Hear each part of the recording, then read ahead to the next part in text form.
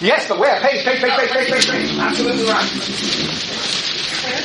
I don't know, we haven't got a page number yet. 160. Oh, beautiful! BB, what's your name? Michelle. And we'll call you BB from now on, Michelle. 160, well, I think it's 160, yeah. Where on 160? On the second line. Oh, BB. Very good, yes, okay. Now, second line. Why don't you read that, Michelle? Okay. Division of labor and private property are, moreover, identical expressions.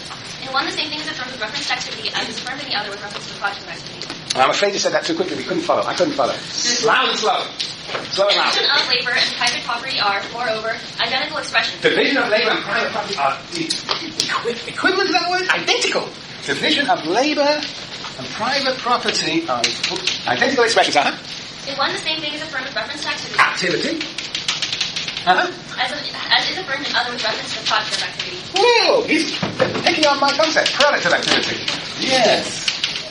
That is none other than the division of production and activity on the one side and private property or the division of the product on the other side. This is precisely the point, the most clearest point in the text where Marx and Engels distinguishes between the division of production, the activity, from who gets the product, to the private property, who owns what? Ownership relations. Yes, very good. So here we have Smith's specialization, we have an activity of production, and over here we have ownership relations. Who owns what? Ownership relations. Who owns the product? And sometimes known as property relations. Yes. Very good. Now, sometimes Marx and Engels will talk about over here as not just specialization, not just activity, but modes of cooperation. The way we produce things as opposed to what happens to the product of our activities. Sometimes Marx and Engels will talk about this later on, you should know this, as the forces of production. That is, who produces, or I put it even more simple now, who does what, with whom, with what, the what, of course, with what technology, there's a forces of production, another way of talking about who does what, with whom, with what, as opposed to the relations of production is what he calls these things over here, relations of production, and these are often understood as the way surplus is appropriated, surplus appropriation, we'll talk about that in a second, and here we're talking about who gets what, from whom, and how.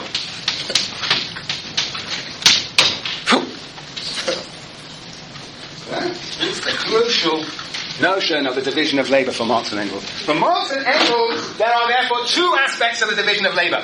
The who does what and the who gets what. The division of production as opposed to the division of the product. And Marx and Engels often refer to the combination, what we have called division of labour, as a mode of production. And it has two dimensions. This is in Smith, more or less. Division of production, specialization, mode of cooperation. Marx says we have the Smithian division of labour, but we cannot understand this Smithian division of labour without asking the question, what happens to the product? Smith assumes what happens to the product? Mason. It's controlled by those who produce it. It is held by those who produce it. It's owned by those who produce it. It's controlled by those who produce it. That is an assumption Marx and Engels will question. Sometimes it is and sometimes it isn't. The question has to be formulated. Who owns the product of labour? Okay, very good. Let's see if we get this. This is the test. The family. According to Marx and Engels. What is the division of labour in the family? What are the two dimensions of the division of labour in the family? And Marx and Engels have some very nice analysis that you've already read about the family. What are the two dimensions of the division of labour in the family? According to Marx and Engels, give me page numbers. I gave you 3 pages to look at that back.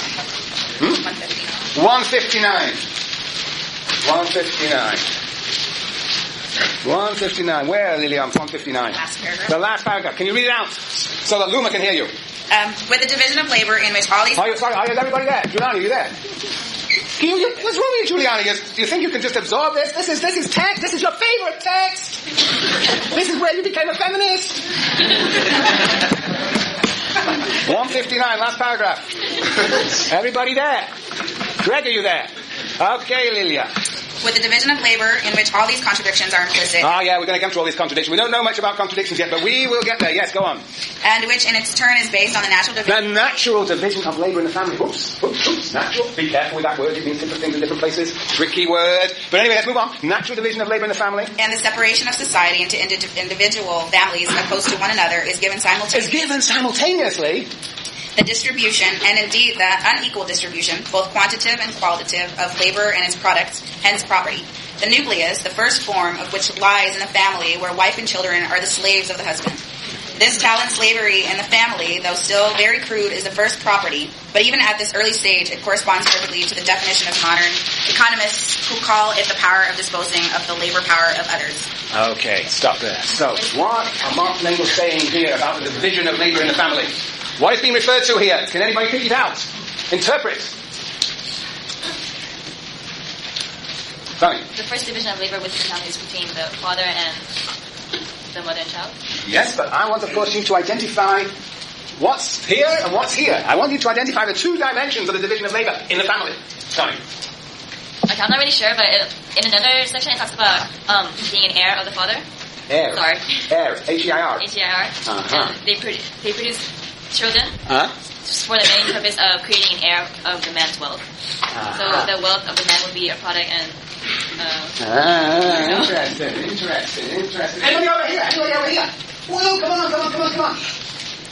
Somebody over here will say something before the end of the day. Oh, so forced. This is the force division of labour. Neil. Yes, division of labour in the family. I guess you could say the significant part of it is just that everyone within the family has their own specialized job and they all provide their own function.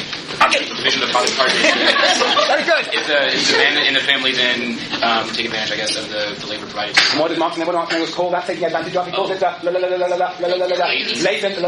latent Slavery. Very good. That was beautiful, Neil. You should come every time and help us go along. Yes, that's great. Now, right, you said somewhere else, he says. I think didn't you start up?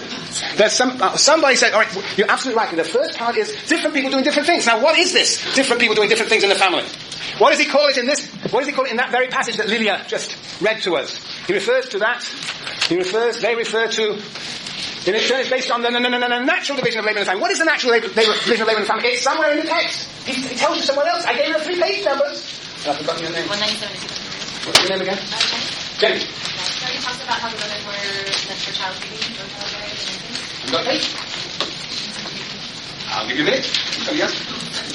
That's interesting. Yes. 739. So No. it's on 739. It has just a simple sentence. It just says the first division of labor is that between man and woman are for child feeding. Yes, okay. I just want you to bracket 739 for a moment. You're right, that is one reference. There's a better reference than that. Where are you? Yes. I want to get... Is it just It's on page 158. 115? 158. 158. There these develops the division of labor, which was originally nothing but the division of labor of the sexual act. You're all there. No. Fourth line from the bottom. Lars, where are you? You and us, Lars. You've forgotten your book. Oh, see, what's great about forgetting your book, it sort of builds solidarity amongst people, building communism. But we're not built to communism yet. We're still in capitalism, so bring your own book. Okay. Are you now there, Lars? Okay, who was reading out? It was Jessica, right? Yeah. Okay, I'm sorry to interrupt you. Can you start again? Fourth line from the bottom on 158. One word in from the right. With these, there develops the division of labor, which was originally nothing but the division of labor in the sexual act. now division of labor in the sexual act. Isn't that different people doing different things?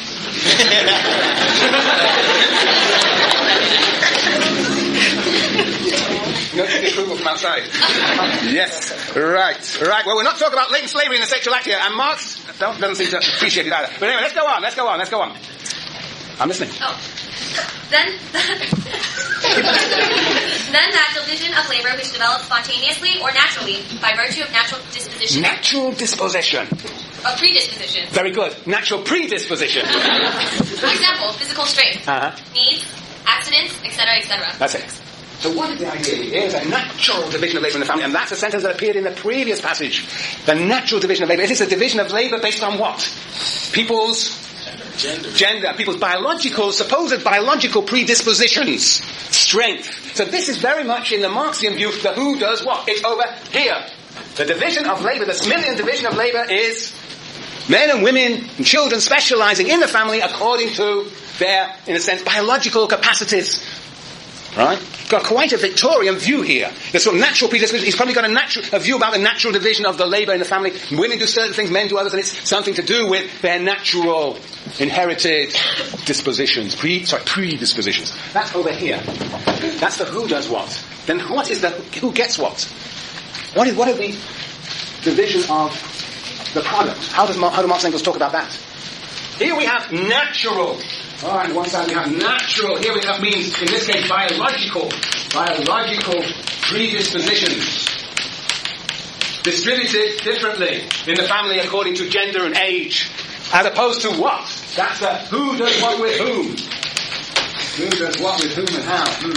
What with whom? But what's the who gets what? From whom? What's that in the family according to Marx and Engels?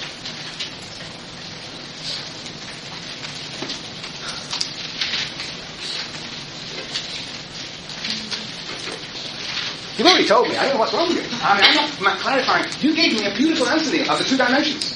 What did you say? Do you remember? More or less. Yeah, the men that take advantage of the latent slavery. Right, men take advantage. Men take advantage of women and children. What does that mean, men taking advantage of women and children? They appropriate the products of the surplus labour done by women and children. So the man sort of sends the women off to the fields, and they cultivate, and he appropriates the product of that labour. And the children go along with the mother, and they work alongside the mother. Appropriate product. That is what Marx and Engels call latent slavery in the family. Why do you call it latent slavery in the family? Why slavery? Elizabeth, why slavery? Shouldn't have told you your name. Elizabeth, why slavery? Why slavery? What does slavery conjure up in your mind? Force? Yes, all right, there's a resistance to slavery, but what is the relationship of slavery? What is the key relationship between whom and whom? Ownership. Ownership, but profit. What? Just imagine, what is slavery? Free labor. Slavery is free labor. Well, you're producing, but you don't get the product, so it's free labor.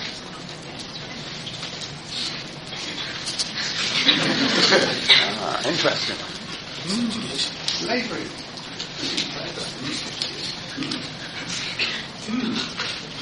Kristen, what do you think? Okay, so for one person it's labor without compensation. For another person it's the ownership of labor. Okay. Now, who is who? What are the two people you're talking about? Thank you, Tracy. The so-called master, the slave owner. Slave owner. And the slave. Right? Master and slave. Now, what is the relationship between these two? How does the master obtain the slave? Josie? I was just violent. I mean, the inherent violence that has to be involved in domination. Well, let's just do one step at a time here. Where do these things come from? Where do slaves come from? Anybody any idea? Does anybody know what? I'm lost for words here. Slave. They're purchased. You buy slaves on a country. Slaves come from the United States, in the slave South. The slaves came from originally Africa. How did they come from Africa? By ship. Very good. They were transported. And they were sold. They were bought and sold. And once you are a slave and you are bought by a slave owner, what happens to your life? It's not yours. You are owned. As I own this recorder. I first steal Sonny's recorder. Now it's yours. And now it's mine. And I have a relationship of domination. I own this voice recorder. That is a relationship of servitude when this is an individual. So slaves are owned by slave owners. They work for the slave owners, produce the means of existence of the slave owners. They work on what are called plantations, usually. Now, tell me, does the idea of slavery in the family make any sense to you? Latent slavery in the family? Are your families slavery? Are they real slavery? No, I want to know if you think of your family, or if you think of any families as having slavery in which the men dominate. Count? Men control the women by making them going on in their homes, as you say, and then the money they get, they take it to benefit themselves instead of the women and children. Have you got some idea where might that take place? In Africa? Yeah. wanted to say. No, that's fine. No, it's fine.